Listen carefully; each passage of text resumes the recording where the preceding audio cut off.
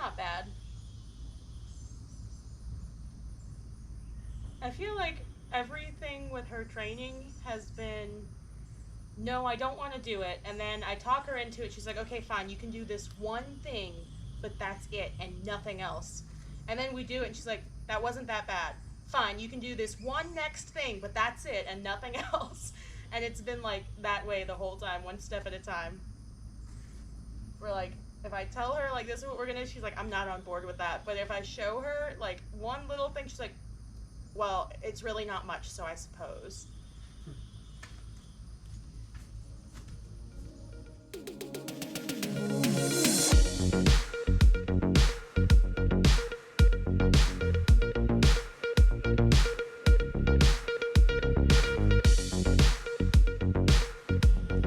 Alright, so I just got done working with the Mustang for tonight, and Zen had a very good session, as you'll see in this video. I wanted to talk about some of the tools that I'm using to get to the next step of work with her. So obviously the next thing that I want to do is be able to lead her around, put a halter on her. The process of going up to a horse and putting a halter on is a little bit advanced. You have to be able to have them comfortable with you approaching with a strange object. They have to be comfortable with you in a place where they can't see. They have no eyes on the back of their head. So if you're playing around behind their head, behind their ears, that's one of the most vulnerable spots on their body. Right along their cervical spine is where a predator would attack and try and bite down to paralyze a horse if it was going to kill it. So obviously that's an area that requires not just a lot of trust, but a lot of work to get them comfortable with it. It's a lot easier for me to teach her to lead with a rope around her neck for now, because it'll get me to a point where I can get a lot more done with her.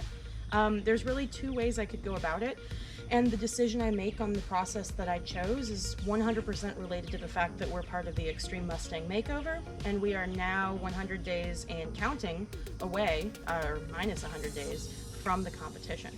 So one way that I could go about this is by continuing to work with her and develop a process of, I'm going to approach you, and then if you stand and wait for it, then I will acknowledge that, and we will pause there and let you process and think and chew. And that's definitely the more relationship sensitive process, but it's also the more time consuming process. It's more time consuming for both of us. I don't quite have that amount of time to put into this, but also it's unlikely that the next home she goes to is going to be someone that's willing to stand around, you know, for an hour or two every time they go and work together. Just because Zen decided she was uncomfortable with the saddle. Is that ideal? I honestly am at a point in my training where I can't tell you one way or the other. I would like her to be able to go to any home. So that means even going to people who, you know, they'll notice if she has really big reactions to things or looks really concerned. But they don't have to necessarily stop every single time she says, I'm not really sure. There was a clip, I think I'm going to include it at the beginning of this video from today, where I was talking about Zen's feelings, the kind of the vibes I'm getting from her whenever we add something new. And I kind of want her to stay in a mental state of, humans will listen to me. If I'm really uncomfortable with something, I can stop, but they're going to push me outside of my comfort zone, and I have to accept that. Does that mean I have to push her so far outside of her comfort zone that she feels the need to shut down? Obviously not. She's back here behind me drawing pictures in the sand with a stick. And she's had there's a big yawn, licks and chews, and all kinds of signs of relaxation for today. But it does mean that she has to be okay with a certain level of discomfort, because we're not always A+ riders 100% of the time. So some of the decisions about what I decided to do with our process. Instead of standing around waiting, if I approach her and she decides to leave, then I'd send her around the round pen. We could do that for a long time, and I think that approach would work, but it would take a lot longer. I have prepared her so that she knows what my lunge whip around her neck does, and she's willing to step into that. She's willing to yield her head. She's understanding the process of physical pressure and release, not just my body language pressure and release. I have a kiddie rope, so it's more flexible. I mean, it's still, you know, for rodeo, it's still a pretty high quality rope, but it's shorter and it's a little bit thinner, which I don't necessarily care for that, but it is a little more flexible than the actual rope I've got in the barn. And it is 35 feet long, and this round pen from the farthest point to that corner, which is like the biggest diameter of the round pen because it's not a perfect circle, is 35 feet. So it's not too long, and it's flexible, and it's stiff enough that it's easy for me to feed the rope through, even if it's from a distance. I know I can get an arm's length distance between me and Zen. And then I also know that if I need to, I can approach her with the lunge whip at any time and use that to help me get this off. So basically, she's used to things flying around her head. She's used to yielding to pressure. She is used to me putting things around her neck and asking her to step. So we are at a perfect spot in our training to do option number 2, which is what you'll see today. And that is for me to actually rope her, and then to use that pressure to lead her around. I think I might put the raw footage up. It's not something everyone has to watch, but it is something that, like, if you really want to know what this looks like, you can watch from beginning to end, and it's like an hour or 2 straight. We'll see if YouTube allows that. That's a lot of power. But I'm definitely going to show you the main clips. Really nothing, I haven't shown you, what am I trying to say? There's nothing I'm trying to hide.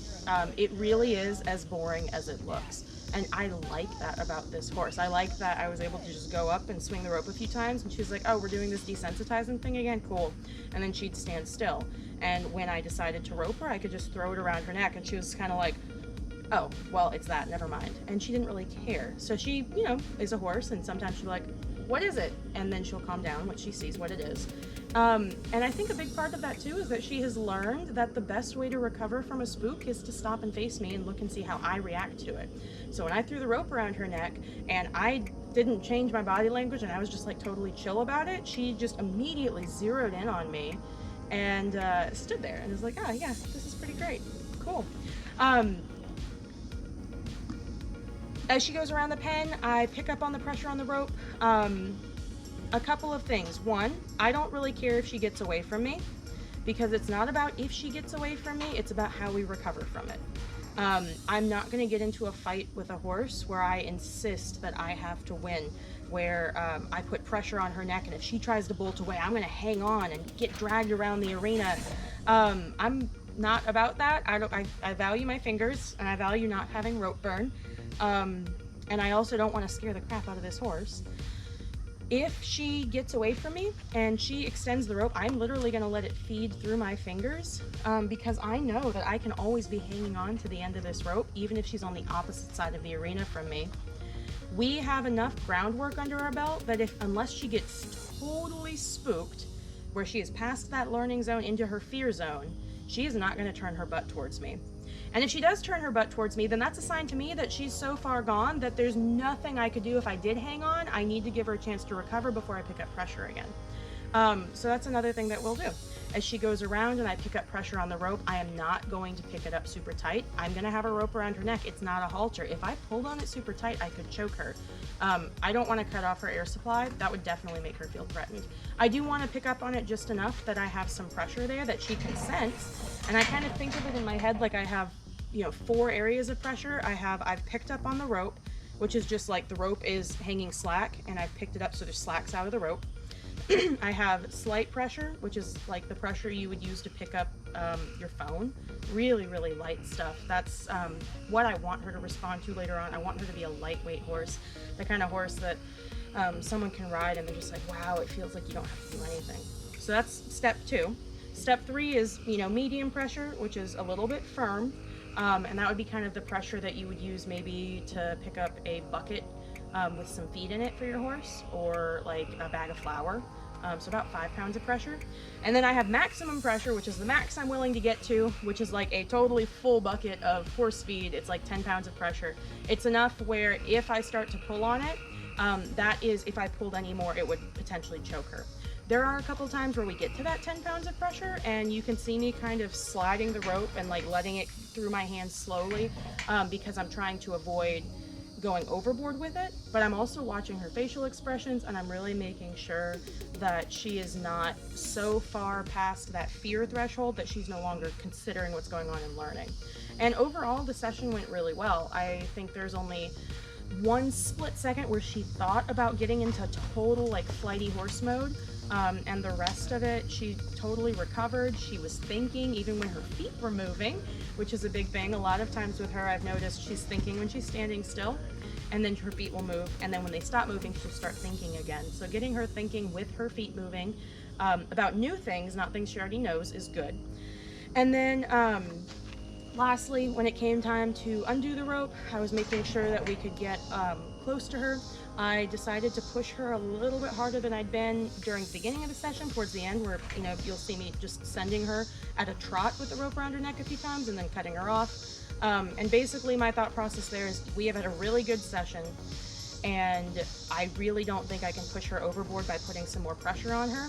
That would be a great place to end. If I did push her overboard, then I would just backtrack and pick up where I left off. But again, I'm making decisions like someone who's in a Mustang makeover competition, not like someone who has 6 to 10 months to train a Mustang.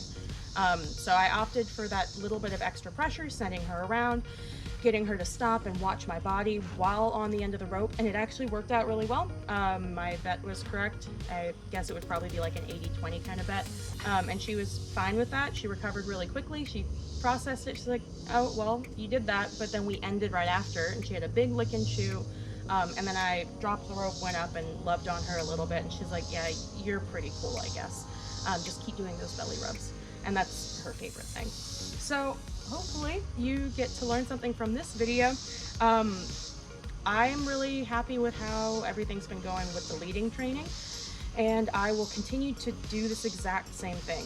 If I don't post for a few days, it's because I'm literally coming out and doing the exact same thing over and over and over again. You don't really get to always do progressive steps with the horses, like where you add something brand new every day.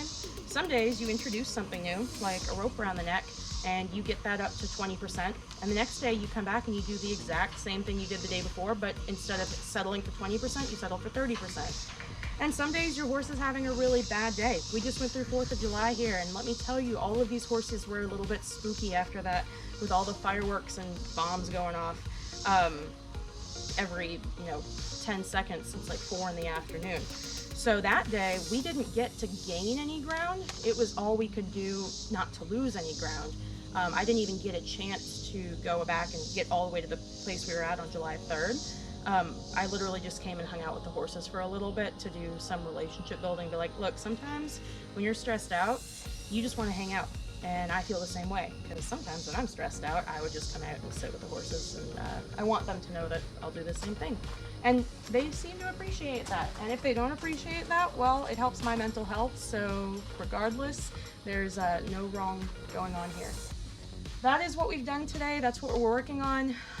We are planning on having their feet done sometime next week. Those are updates for them this week. I think I'll have another video up before the week is out. If not, it's just because I am delayed in processing that stuff.